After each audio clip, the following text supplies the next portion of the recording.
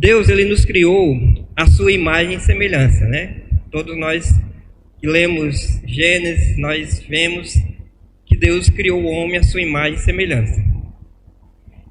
E uma coisa interessante, irmãos, é que o Deus Criador, apesar de ser um Deus só, ele é um Deus plural. Ele é um Deus de 3 pessoas.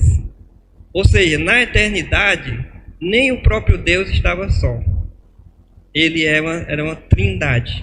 Era Pai, Filho e Espírito Santo. Deus não criou o homem ou criou universos, animais, tudo para ter companhia. Não. Ele mesmo já eram 3. É um Deus trino. Então, essa pluralidade de Deus ela é percebida ao longo da Bíblia. Mas aqui logo no capítulo 1, Gênesis capítulo 1, versículo 1, diz: no princípio criou Deus os céus e a terra. Certo? Gênesis capítulo 1, versículo 1. Então já havia um relacionamento entre as 3 pessoas, né, da Trindade antes de haver o mundo. E quando a Bíblia fala em Gênesis capítulo 1, versículo 1, a gente não percebe porque nós estamos no português, tradução. Mas quando diz assim, no princípio criou Deus os céus e a terra, esse Deus aqui, essa palavra foi traduzida como Deus é Elohim, que quer dizer deuses. E aí ficava até difícil de explicar isso se você tivesse só Gênesis, se tivesse só esse versículo. Mas ao longo de toda a Bíblia aí vai haver as manifestações. Logo próximo desse versículo diz assim, no versículo 2 diz: a terra porém estava sem forma e vazia, havia trevas sobre a face do abismo e o Espírito de Deus pairava por sobre as águas. Então aparece já uma pessoa que é o Espírito Santo, aqui nesse versículo 2. E aí você vai para o versículo 20, capítulo 1, versículo 26, é a criação do homem. Capítulo 1, versículo 26. E aí diz assim, no capítulo 1, versículo 26, também disse Deus, façamos o homem à nossa imagem, conforme a nossa semelhança. Então, você percebe como está no plural? Nossa imagem, nossa semelhança. Por quê? Porque quem está criando é um Deus trino, é um Deus de 3 pessoas. É um Deus só, mas são 3 pessoas. Essa doutrina é chamada Trindade. E ela só é percebida quando a gente analisa a Bíblia toda, quando a gente analisa palavras do original, do hebraico, aí a gente percebe. Aí podemos conhecer hoje essa doutrina como uma doutrina bíblica, certo? Mas o que eu quero dizer com isso é que dentro da própria Trindade havia relacionamento de pessoas. Quando Deus nos cria a sua imagem e semelhança, então ele já nos cria com essa capacidade de relacionamento, com essa característica de querer se relacionar com outras pessoas. E Deus ele cria todas as coisas, e cria os animais, e a gente vê que Deus cria em conjunto. Vamos dizer, Deus não criou só um casal de animais, de qualquer animal que você pense aí. Ele não criou só um casal de cada espécie. Ele criou vários casais, né? Quando você vai descrever aí, vai ler os dias da criação, você vai perceber que Deus criou primeiro os espaços, né? O firmamento, a terra, o mar, as águas, tudo isso, e depois ele começa a preencher, e ele preenche com muitos animais, com muitos peixes, com muitas aves. Ele cria vários, e claro, com a capacidade de reproduzir para crescer ainda mais.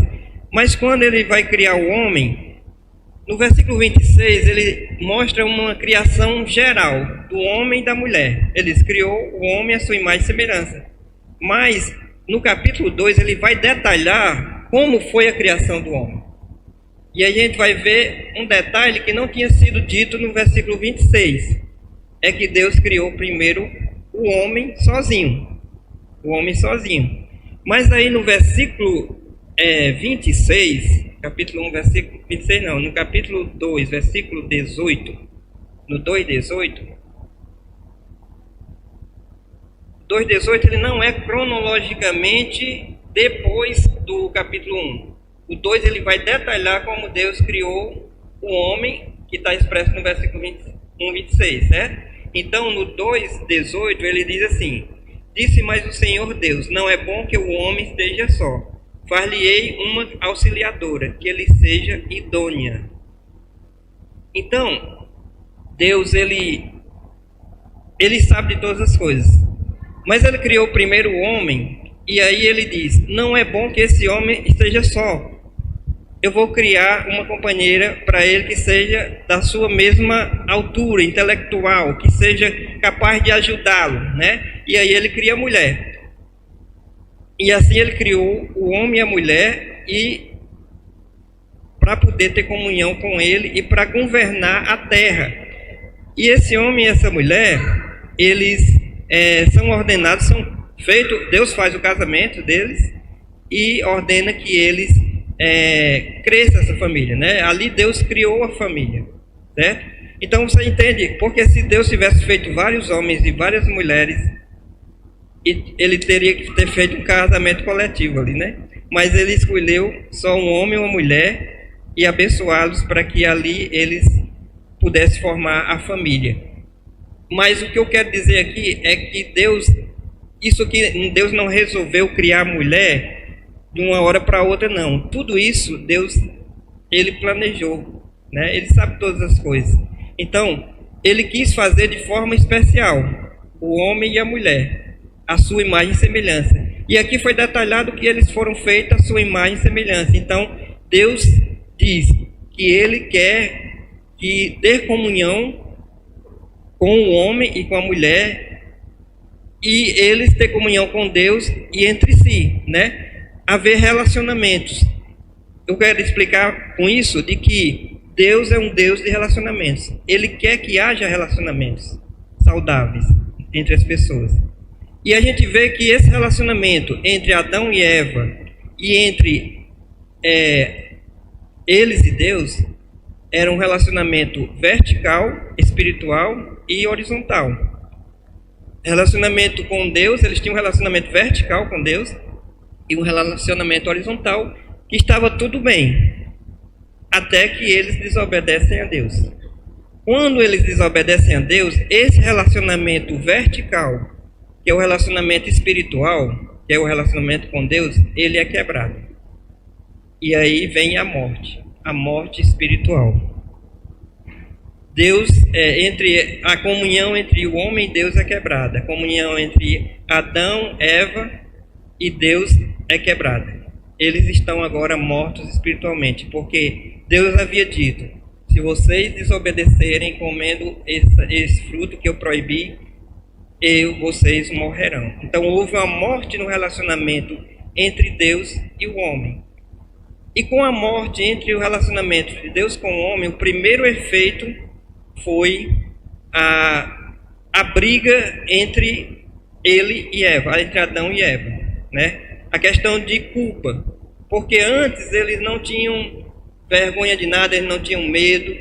Depois do pecado começa a haver a vergonha, começa a haver o medo, começa a haver a questão de querer botar a culpa no outro, né? E isso é o efeito do pecado, ou seja, o pecado ele vem para destruir, para trazer a morte, a separação entre o homem e Deus, quebrar esse relacionamento entre o homem e Deus e o relacionamento entre um homem e a mulher, entre um homem e outro homem, entre uma mulher e outra mulher. Ou seja, é quebrado o relacionamento vertical e horizontal. Quando é quebrado o relacionamento com Deus, o relacionamento com os outros já vai ser afetado também, né? Então, vocês já ficam com esse princípio. Se há morte espiritual, os relacionamentos estão ameaçados.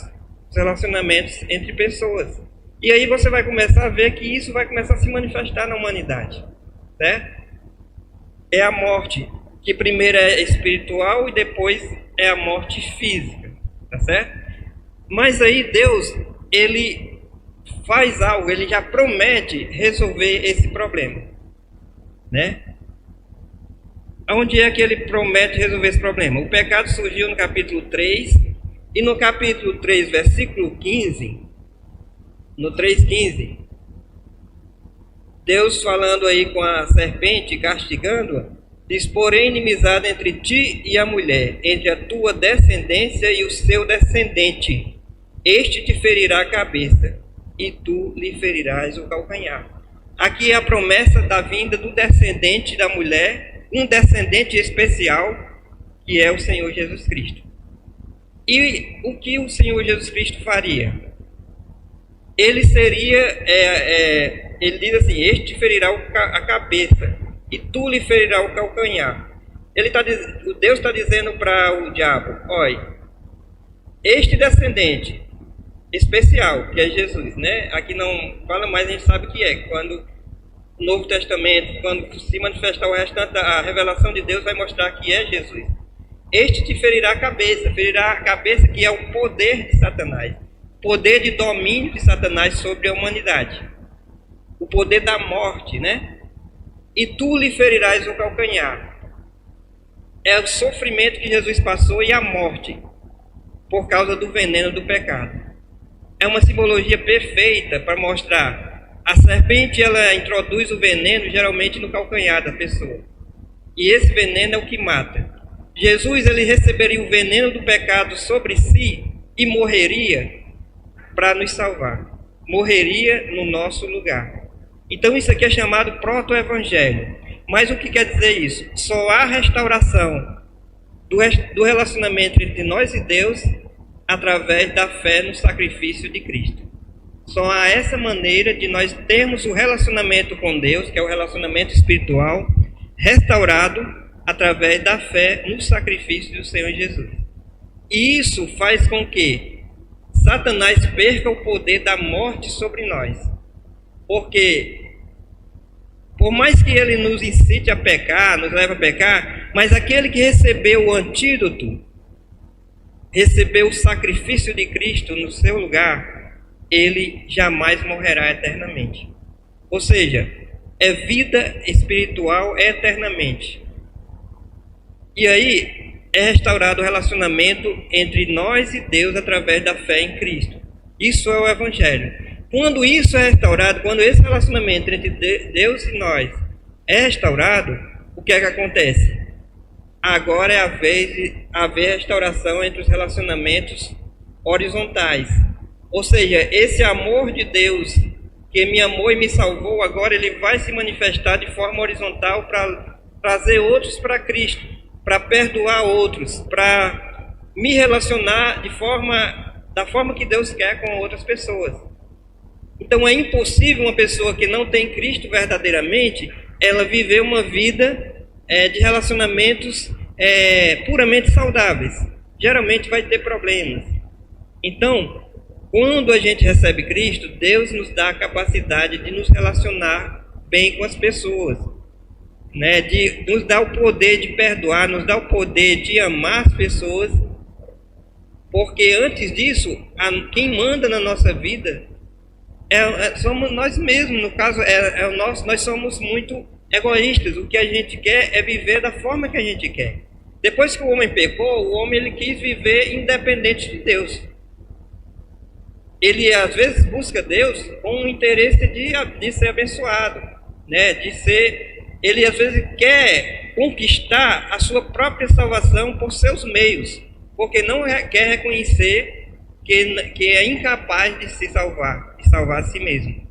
O grande problema da maioria dos seres humanos, ou de todos nós, eu posso dizer, não é nem da maioria, de todos nós, é a falta de humildade, a falta de arrependimento, é a falta de reconhecer que nós somos incapazes por nós mesmos.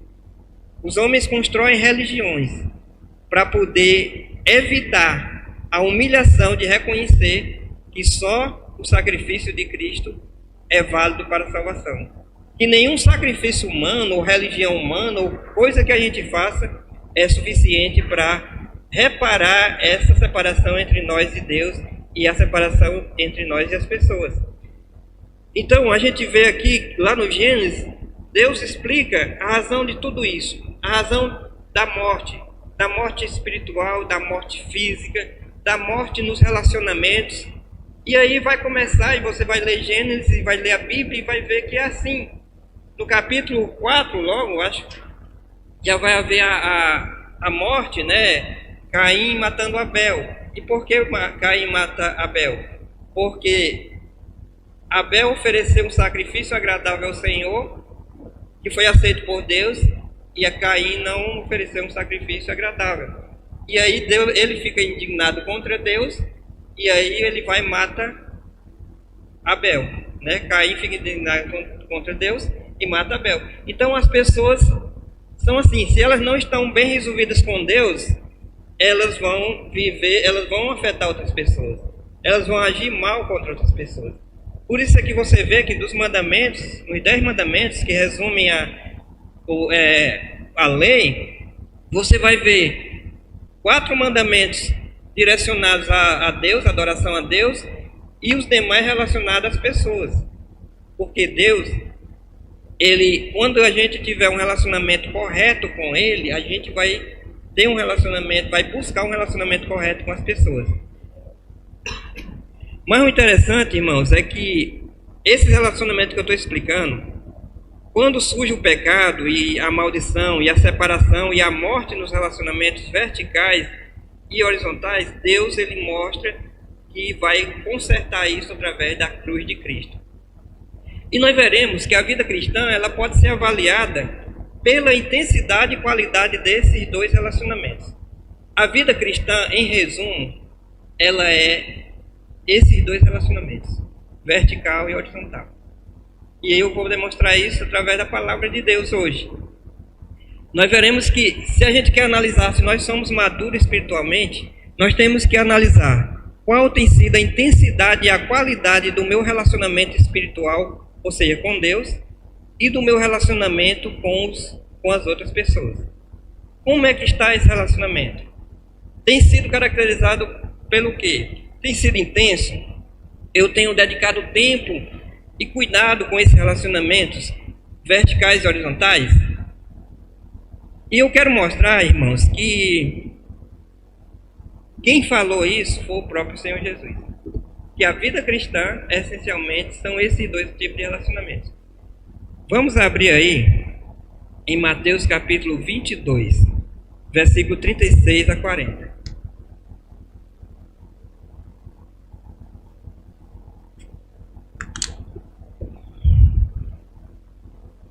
Mateus, Novo Testamento, primeiro livro do Novo Testamento,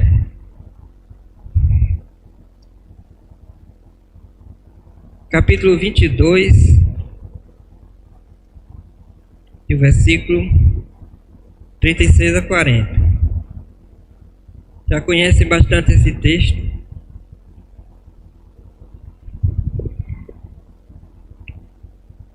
Eu vou ler do 36 ao 40, que diz assim: Mestre, qual é o grande mandamento da lei? Respondeu-lhe Jesus: Amarás o Senhor, teu Deus, de todo o teu coração, de toda a tua alma e de todo o teu entendimento.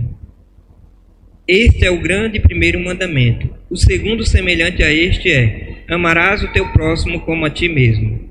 Destes 2 mandamentos dependem toda a lei e os profetas.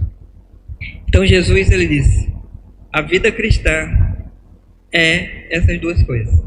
Ele resumiu tudo, os 10 mandamentos do Velho Testamento, a lei, os profetas, nisso. Meu relacionamento com Deus e meu relacionamento com o meu próximo. Certo? Esse tipo de relacionamento, agora essa analogia que eu vou usar agora, ela não foi criada por mim, mas foi criada por alguém. Eu peguei primeiramente da Right Now. Tem uma série lá que eu recomendo para vocês, é a Igreja Viva, e a outra é Como Vivem os Cristãos. Eu ia deixar para recomendar no final, mas eu vou logo dizer, Como Vivem os Cristãos, vocês não vão se escandalizar, porque tem o cenário é uma igreja e tem uma imagem de Cristo lá, não é um crucifixo não, é só uma imagem de Cristo e um cordeiro. Mas é porque o pessoal americano, norte-americano, eles têm essas coisas assim. De cenários, às vezes tem igrejas que tem vitrores, né? Que tem alguma imagem, mas é claro que eles não adoram essas imagens, é só mesmo para enfeitar. É como a gente tinha aqui um pastor, umas ovelhas aqui, né? E a gente tirou porque também pode atrapalhar, né, a concentração. Bem, então, irmãos, a vida cristã ela tem o formato de uma cruz. Isso aqui é uma figura que nos ajuda a entender a questão dos relacionamentos verticais e horizontais. A arte vertical é o relacionamento com Deus. A arte vertical da cruz é o nosso relacionamento com Deus, certo? E a arte horizontal é o nosso relacionamento com o nosso próximo, tá certo? Então, ele compara a vida cristã com essas duas, com a cruz. Muito bom porque a cruz é o centro, é o sacrifício de Cristo, nos lembra o sacrifício de Cristo. Nós não usamos cruz, tipo assim, é um símbolo da vida, da fé cristã, mas por conta da idolatria, geralmente na religião que a gente participou, a gente evita. Mas a cruz vazia é usada por muitas igrejas e não é nada de errado, né? Porque a cruz sem ser o crucifixo, só a cruz mesmo, vazia, que mostra que Cristo morreu na cruz como sacrifício por nós, mas isso é que nos salva, mas a cruz está vazia porque ele foi sepultado e ressuscitou e está nos céus reinando, né? Então, a arte vertical da cruz representa o relacionamento vertical, o nosso relacionamento com Deus. E a arte horizontal, o relacionamento com o nosso próximo. Sem o vertical, sem o relacionamento vertical, o horizontal é apenas humanismo e ideologia. Vamos dizer, você se relaciona com o seu próximo, mas sem ter Cristo na sua vida, sem ter o relacionamento com Deus. O que lhe motiva a tratar bem, a perdoar as pessoas, a ajudar as pessoas, nesse caso seria só uma questão de humanidade. É o que muita gente faz. É humano, é tratar o ser humano de forma humana. Não é a motivação, não é porque Deus disse que era para ser assim. É porque as pessoas têm um consenso de que deve ser feito bem para as pessoas. E tem uns até que atribuem, que creem que se fizer isso, o universo vai retornar o bem que eles fazem ao outro, trazendo o bem para si. Isso é uma espécie de esoterismo. Porque a gente vê que Deus é um Deus pessoal. Deus ele não é uma energia. Nem o Pai, nem o Filho, nem o Espírito são energias. São pessoas. Nós cremos num Deus pessoal. Nós somos pessoas, porque nós somos feitos parecidos com um Deus que é a pessoa. Que tem inteligência, que tem vontade, né? Então, nós somos pessoas porque o nosso Deus nos criou semelhante a Ele. É claro que Deus é infinitamente maior do que nós, mas nós temos características de pessoas porque essa característica foi quando Deus fez a sua imagem e semelhança. Nós somos eternos porque Deus é eterno e Ele nos fez a sua imagem e semelhança, entendeu? Então, pensar apenas nos relacionamentos horizontais sem pensar no vertical, você faz isso por causa de humanismo, por causa de ideologia, né? Você faz esses relacionamentos bons por causa disso. Ou seja, não é por causa de Deus. Sem o horizontal, o vertical é religiosidade hipócrita. Ou seja, sem você ter um relacionamento sem o horizontal, o vertical é religiosidade. Ou seja, eu não me relaciono bem com as pessoas, mas eu quero adorar a Deus, eu quero ter um relacionamento com Deus que agrade a Deus, mas sem ligar para os outros, sem fazer o bem aos outros, sem querer fazer boas obras para os outros. Então isso é o que? É querer reduzir o relacionamento com Deus apenas uma coisa entre eu e Deus e pronto, e as pessoas não importam. Isso faz com que a gente seja hipócrita, porque na igreja a gente vem para o culto, a gente lê a Bíblia, a gente faz várias coisas, mas isso é relacionamento vertical, mas não importa o horizontal. Isso mostra que na realidade nós não temos um relacionamento vertical. É o que Paulo diz, Tiago diz, que a fé sem obras é morta. Aquele que diz que tem fé em Cristo, mas se seu irmão passar necessidade e não o ajuda, essa fé ela não é verdadeira, ela é hipócrita, ela é morta. Então, não há como você ter um relacionamento vertical com Deus, relacionamento espiritual, através de oração, palavra, adoração, se você despreza as pessoas, se você não obedece os mandamentos que Deus manda para nós não pecarmos contra as pessoas. Entendeu? É hipocrisia dizer que tem relacionamento bom com Deus e não tem um relacionamento bom com os irmãos nem com as pessoas do mundo. Relacionamento bom que eu digo é de ser bondoso com as pessoas, de fazer boas obras, de fazer coisas que a gente sabe que Deus manda a gente fazer. A essência do Evangelho é restaurar relacionamentos, conexões. O que o Evangelho faz é restaurar o nosso relacionamento com Deus e assim restaurar os relacionamentos com os outros. Tá certo? Jesus contou aquela parábola do samaritano, né? Do bom samaritano. Ali ele mostra que aqueles que agradam a Deus são aqueles que fazem bondade com os outros. Os religiosos, eles afirmavam ter um relacionamento com Deus, mas eles passaram lá pela pessoa que estava caída, quase morta, e não a ajudaram. E aí Jesus usa o exemplo de um samaritano, que era uma pessoa que era desprezada em termos religiosos, e aí ele diz, mas ele foi o próximo daquele homem. Ele foi que agiu como Deus faz conosco, com o próximo, tá certo? Então, o Evangelho, ele restaura o nosso relacionamento com Deus e assim ele afeta no relacionamento com as pessoas.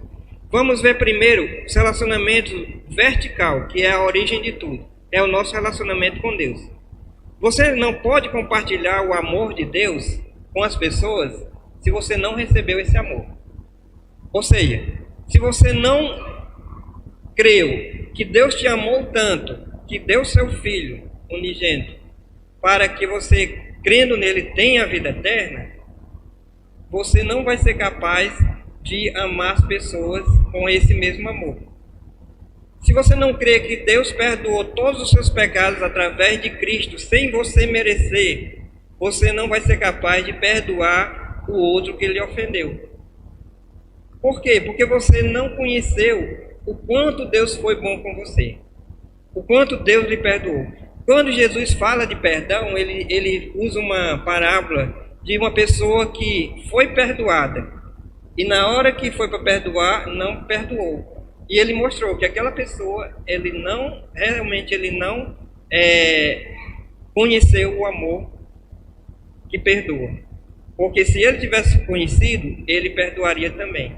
Ele usa isso como base para nossos relacionamentos verticais e horizontais. Ou seja, se eu conheço o amor de Deus, esse amor de Deus que eu recebi, eu posso dizer para o outro. E eu posso amar o outro da mesma forma porque Deus me capacita a isso.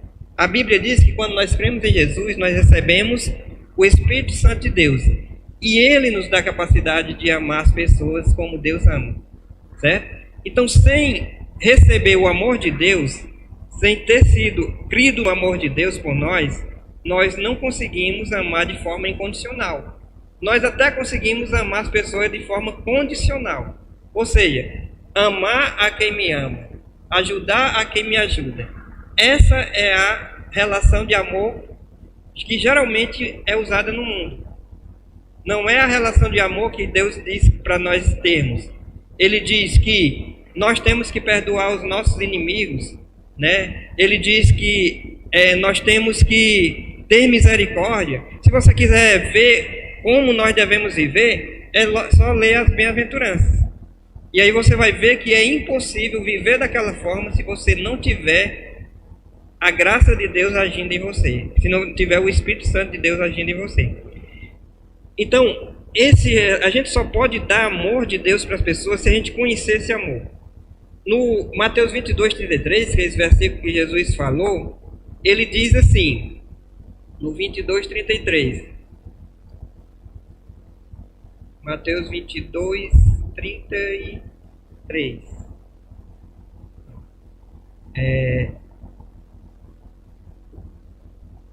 Aliás, respondeu Jesus: amarás o Senhor teu Deus de todo o teu coração, de toda a tua alma, de todo o teu entendimento.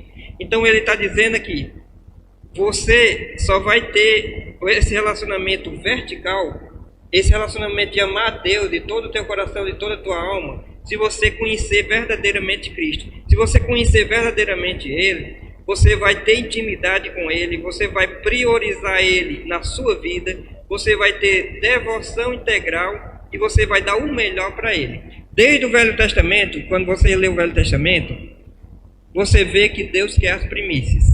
E por que Deus quer as primícias? Porque as primícias eram os melhores frutos. Por que Deus queria o primogênito? Porque era o primeiro filho. Geralmente era na parte onde você tinha mais vigor na sua vida. Então Deus ele quer o primeiro lugar na sua vida.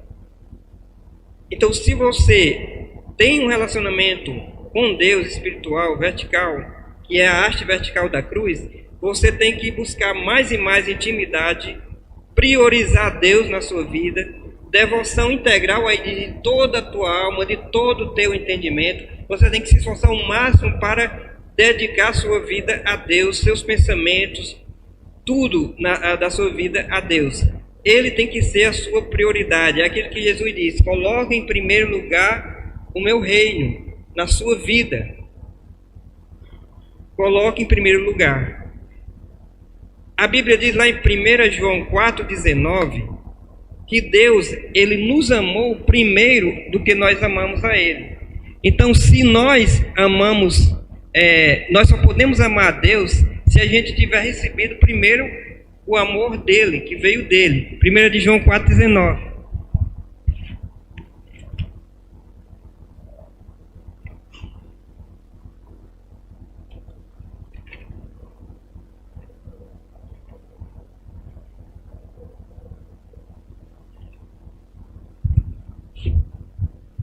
Primeira de João 4,19 vai dizer assim: nós amamos porque Ele nos amou primeiro.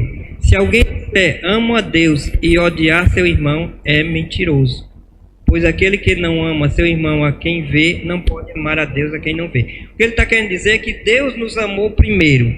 E se Ele nos amou primeiro, nós o recebemos. Ele agiu com sua graça, com seu amor sobre nós e nos converte.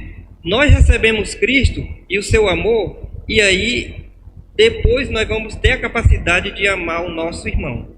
Entendeu? O que eu quero dizer com isso é que você só vai conseguir amar a seu irmão em Cristo se você realmente conhecer a Cristo como Senhor e Salvador. E além disso, tendo Jesus como Senhor e Salvador, você dedicar tempo a esse relacionamento entre você e Ele.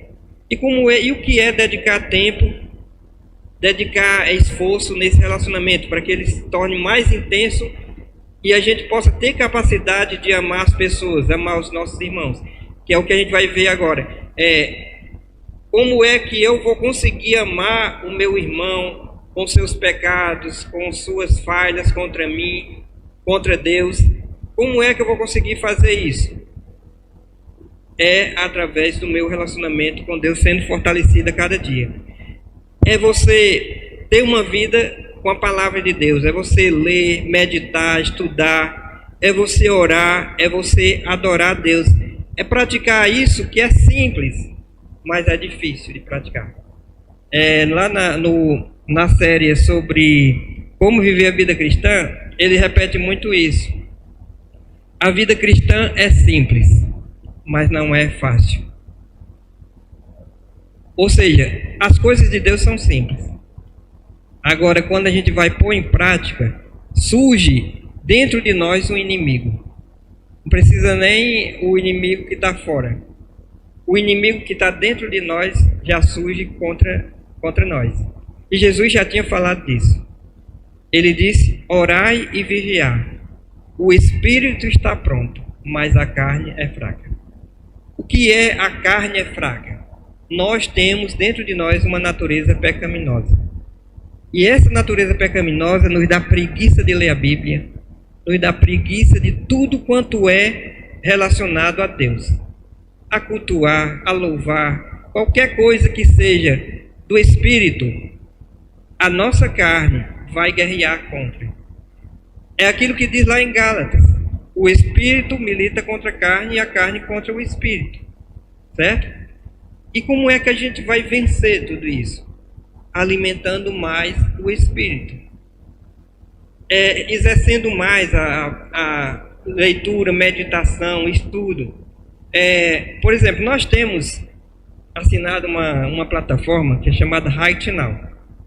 Eu tenho certeza que muitos de nós, que quase todos nós, passamos muito tempo no celular, assistindo vídeos do YouTube, assistindo séries, assistindo várias coisas.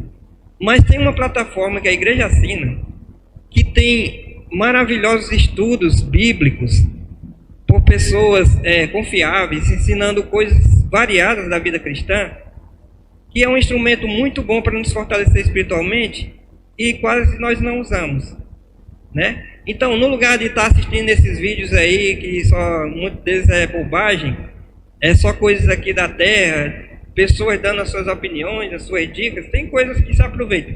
Mas espiritualmente falando, eu posso dizer que quase nada daquilo ali presta. Só se você pegar algumas mensagens que tem lá de bons pregadores, que são raros, né?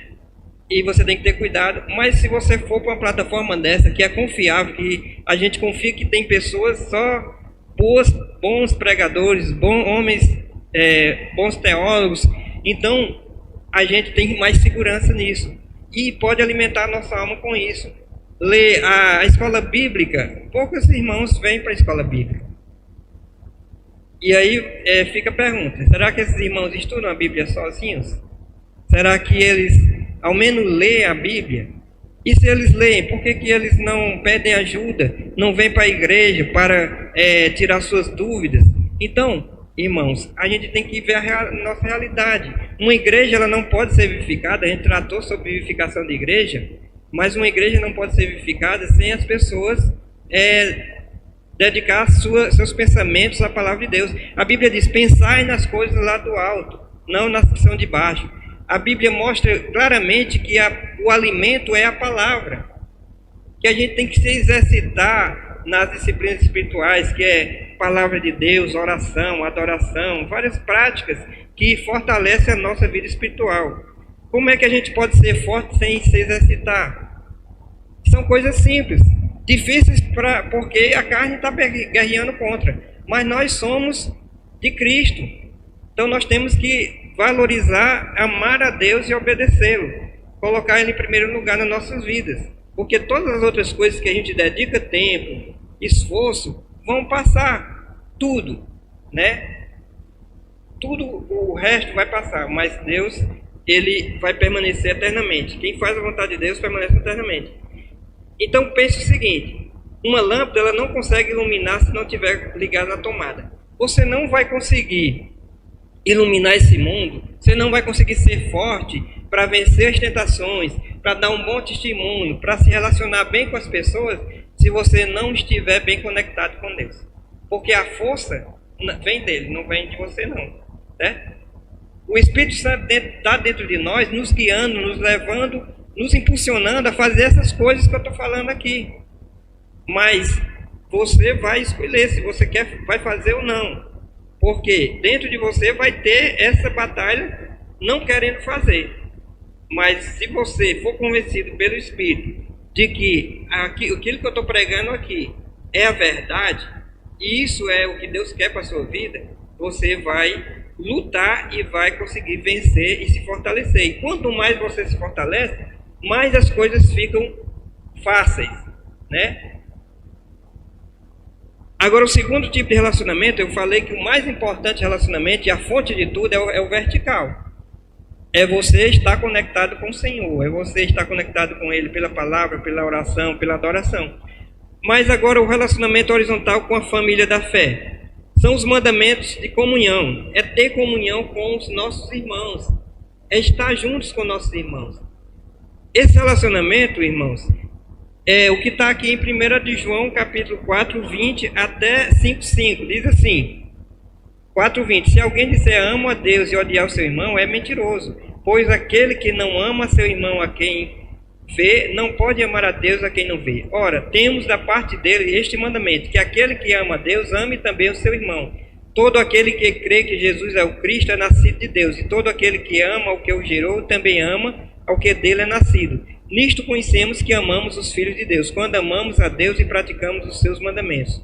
Porque este é o amor de Deus, que guardemos os seus mandamentos. Ora, os seus mandamentos não são penosos, porque todo o que é nascido de Deus vence o mundo. E esta é a vitória que vence o mundo, a nossa fé. Quem é o que vence o mundo, senão aquele que crê ser Jesus, o Filho de Deus?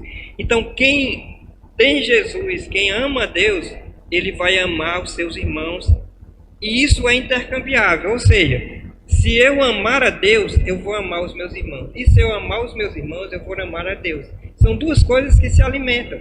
Não tem uma sem a outra. É como eu falei, não existe comunhão vertical se não existir horizontal. E não existe horizontal se não existir vertical. Entendeu?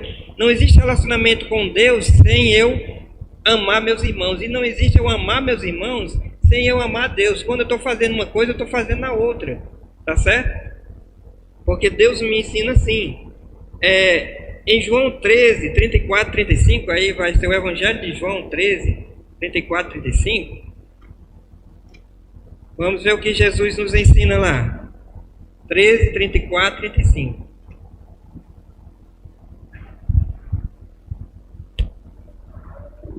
Diz... João 13, 34, 35. Novo mandamento vos dou, que vos ameis uns aos outros, assim como eu vos amei, que também vos ameis uns aos outros. Nisto conhecerão todos que sois meus discípulos, se tiverdes amor uns aos outros. Ou seja, Jesus está dizendo aqui, as pessoas só conhecerão que a igreja realmente é de Jesus, se ela tiver esse amor da forma que eu ensinei a eles. Se as pessoas amarem entre si, forem unidas entre si, por causa de mim, porque são meus discípulos. Essa é a melhor forma de mostrar ao mundo e testemunhar ao mundo que vocês são de Cristo, se vocês obedecerem a Cristo. Ele diz que é novo mandamento, não é porque esse mandamento não já existisse, não. Já existia desde o Velho Testamento. Amai a seus inimigos, amai ao seu próximo.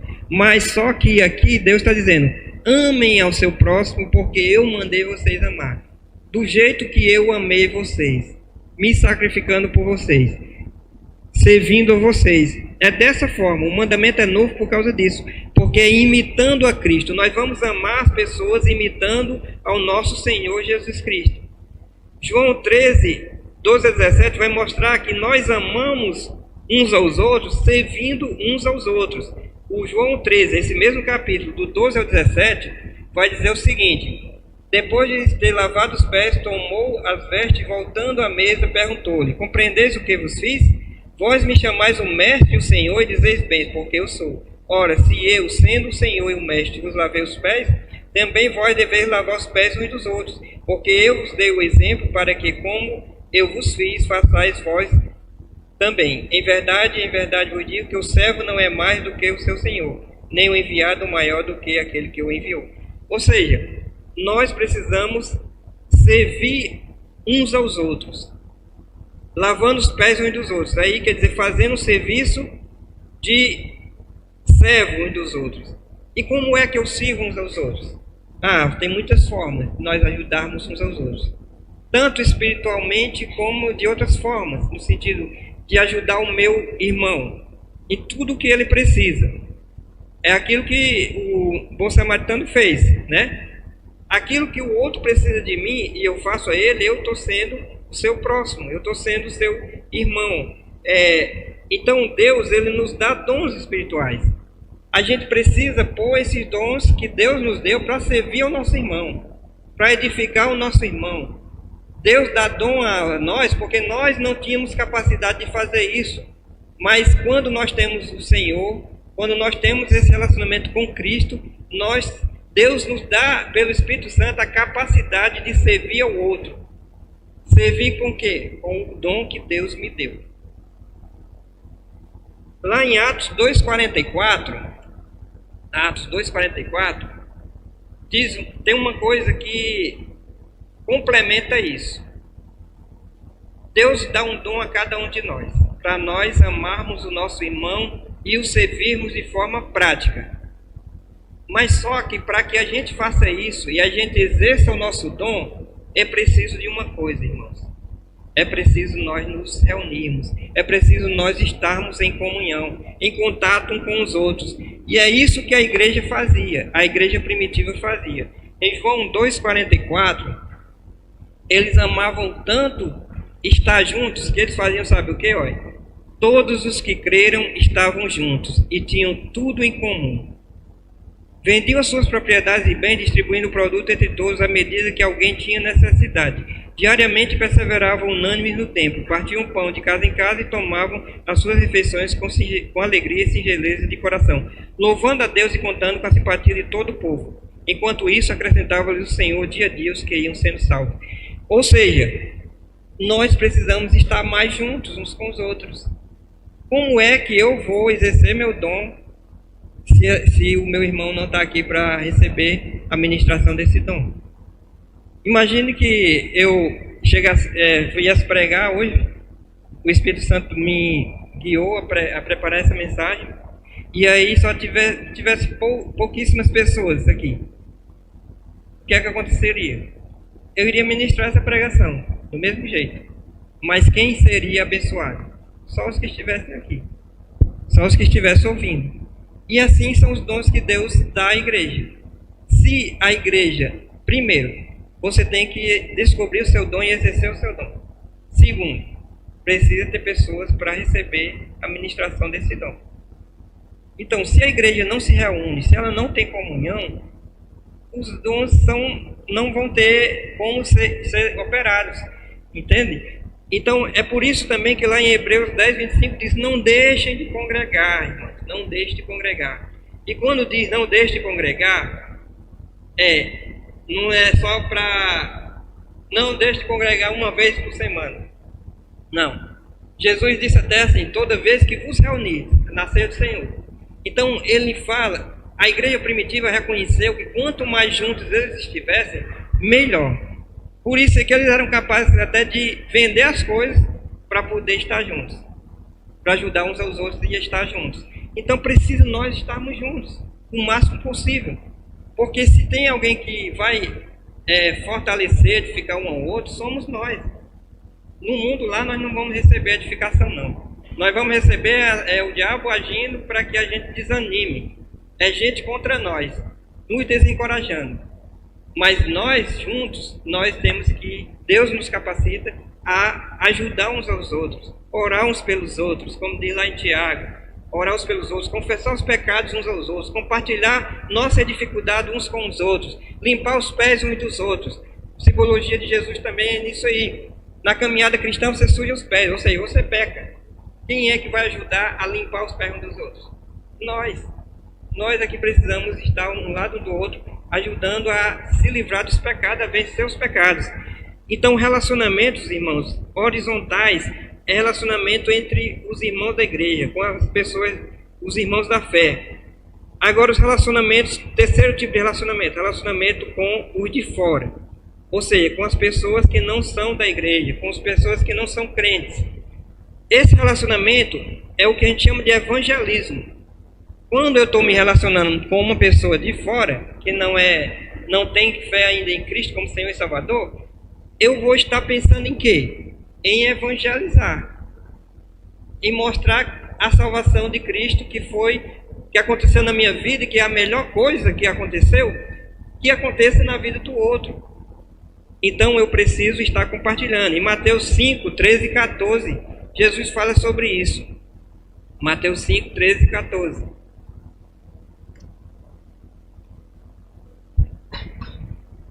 Mateus 5, 13 e 14. Vamos lá. Diz o seguinte: vós sois o sal da terra. Ora, se o sal vier a ser insípido, como lhe restaurar o sabor? Para nada mais presta senão para lançado fora ser pisado pelos homens. Vós sois a luz do mundo. Não se pode esconder a cidade edificada sobre o monte, nem se acende uma candeia para colocá-la debaixo do alqueire, mas no velador, e alumia todos os que se encontram na casa. Assim brilhe também a vossa luz diante dos homens, para que nós somos discípulos de Jesus, porque nós amamos as pessoas verdadeiramente, da forma como eu falei, de forma altruísta, de forma incondicional. Então essas boas obras é que glorificam, é que mostram Deus para as pessoas. Nós cantamos que Deus é bom, e cremos nisso, e adoramos a Deus que Deus é bom. Nós somos bons com as pessoas, para que as pessoas acreditem que nós servimos a esse Deus que é bom, porque se nós seguimos esse Deus que é bom, e Ele está dentro de nós através do Espírito Santo, é impossível não ser bom com as pessoas. Porque é como eu disse, se você diz que conhece a Deus, mas não age com boas obras para aquelas pessoas, elas não vão acreditar que você tem a fé verdadeira, e elas têm toda razão. É como Tiago diz, a fé sem obras é morta. E a Bíblia diz lá em Efésios, Paulo diz em Efésios, que nós fomos criados, nova criatura, para fazer boas obras. Boas obras é fazer tudo aquilo que Cristo fez e quer que a gente faça também. Pregar o Evangelho, ajudar as pessoas em todas as suas necessidades, que a gente possa ajudar. Então, isso é glorificar a Deus, é mostrar quem é esse Deus para as pessoas, e assim as pessoas vão acreditar que realmente esse Deus que nos transformou pode transformá-las também. Em Lucas 7,34, vamos ler o que é que diz Lucas 7,34. Uma coisa muito importante é dito em Lucas 7,34.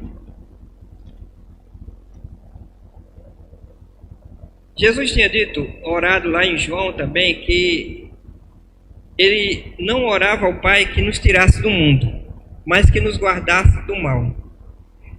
E aqui no 7,34, Jesus é um grande exemplo disso. Lucas 7,34 diz assim: convidou um dos fariseus para que fosse jantar com ele. Jesus, entrando na casa do fariseu, tomou lugar à mesa. E eis que uma mulher... Deixa eu ver aqui, o 34.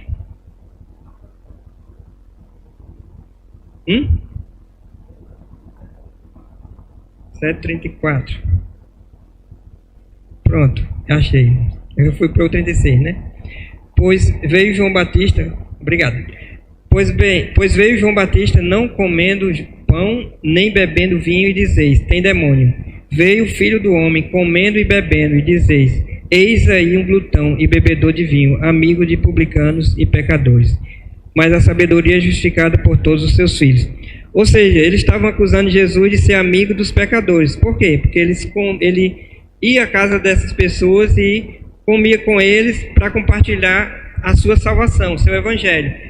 O que é que isso nos ensina, irmãos? Que nós não somos chamados a se retirar do mundo como muitos monges fizeram, para ver se não se contaminava com o mundo, para se não era seduzido pelo mundo. Nós precisamos continuar no mundo, agindo na vida das pessoas, mas sem contaminar-se, ou seja, influenciando as pessoas e não sendo influenciado. Isso é o que Jesus nos ensina.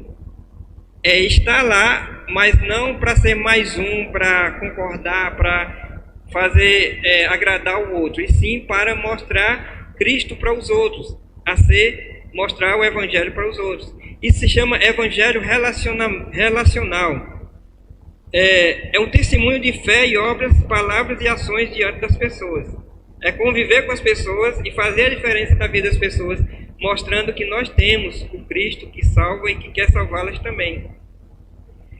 Então, esse relacionamento com as pessoas do mundo, esse relacionamento tem que ser um relacionamento de buscando ganhá-los para Cristo, buscando amá-los e principalmente falando do amor de Deus para eles.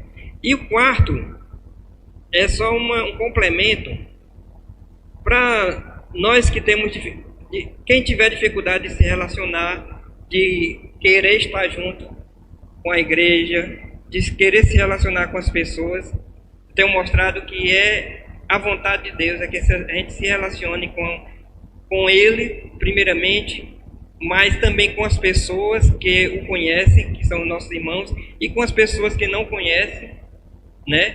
por último que eu falei, mas eu quero mostrar que o relacionamento dos santos é o nosso futuro. A gente foi salvo para vivermos juntos, como povo de Deus. Nós não fomos salvos para viver isolados, né? Deus quer que estejamos juntos para compartilhar o seu amor, para amar uns aos outros, para servir uns aos outros. E eu vou mostrar que o nosso futuro, agora nesses versículos finais, que o nosso futuro vai ser assim. Apocalipse 7, 9 a 10. Apocalipse 7, 9 a 10. Vamos agora para o último livro. Começamos aí a Bíblia de capa a capa. Apocalipse 9, 7, aliás.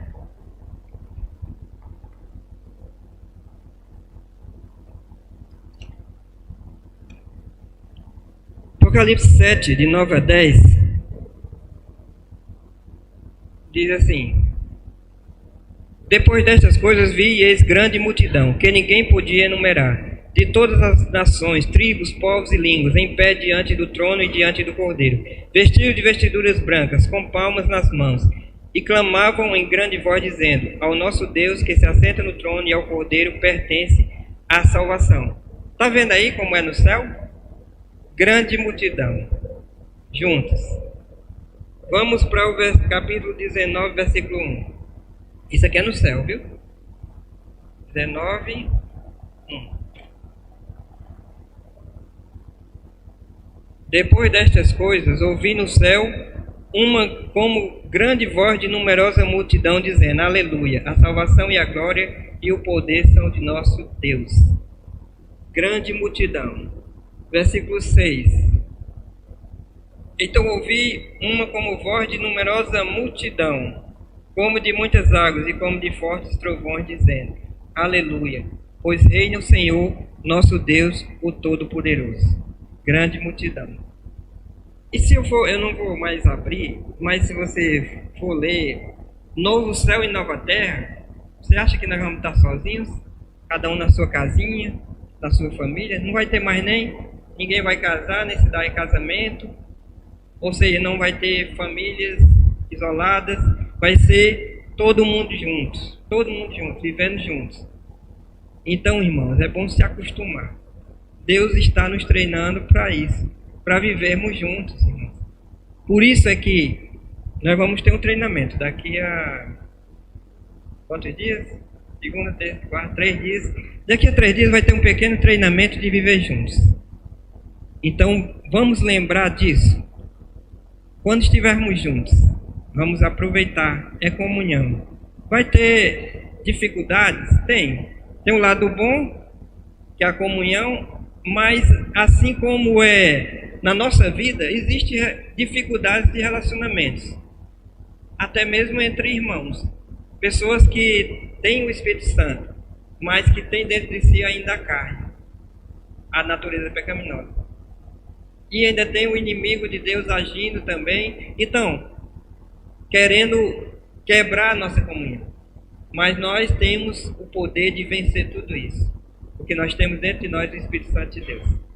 E Ele quer que perdoemos uns aos outros, que suportemos uns aos outros, que amemos uns aos outros. Se eu sou chato em determinada coisa, mas o outro é chato em outra coisa. E eu tenho que suportar o pecado dele, mas no sentido, como ele suportar o meu, mas no sentido de suportar, que eu digo, a gente tem que perdoar quando há falha, mas procurar ver que nós precisamos deixar o pecado, deixar aquilo que prejudica nossos relacionamentos. Precisamos estar juntos e, como a Bíblia diz, como ferro com ferro se afia.